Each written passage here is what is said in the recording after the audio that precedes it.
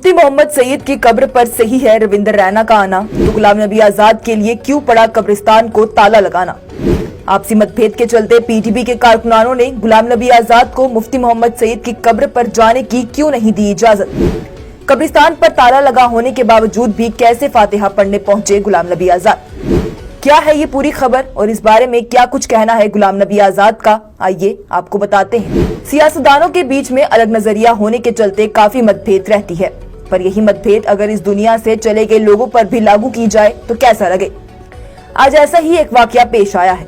Democratic progressive आजाद party के chairman Ghulam Nabi Azad आज Bijbehara party की तरफ से रखी गई एक तकरीब में शामिल होने के लिए आए थे, लेकिन तकरीब में जाने से पहले वो बिजबिहाड़ा में वाक़ा जम्मू कश्मीर के साबिक वजीर आला और पीडीपी सरबराह महबूबा मुफ्ती के वालिद मुफ्ती मोहम्मद सईद की कब्र पर फातिहा पढ़ने गए, पर उनके कब्रिस्तान पहुंचने से पहले ही एक बड़ी ही हैरान करने वाले वाकया पेश आया। खबरों की माने तो गुलाम नबी आजाद के मुफ्ती मोहम्मद सईद की कब्र पर फातिहा पढ़ने आने की इत्तला जैसे ही दी गई, वैसे ही बिजबिहाड़ा में पीटीपी कारकुनानों ने कब्रिस्तान के दरवाजे पर ताला लगाकर उसे बंद कर दिया।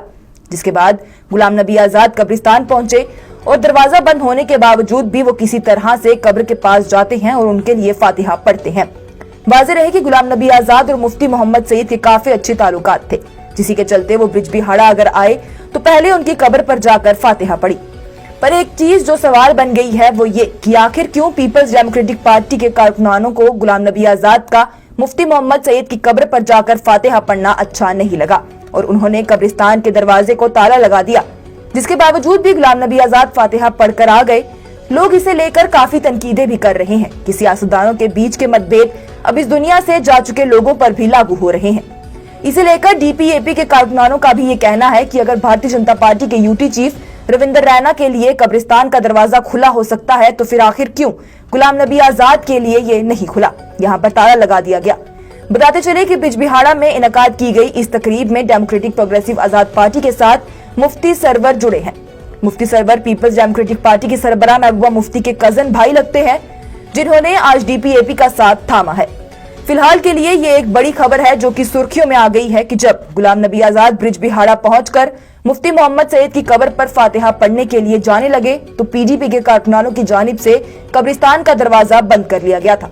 जिसके बावजूद भी गुलाम नबी आजाद कब्रिस्तान के अंदर गए और उन्होंने फातिहा पढ़ी।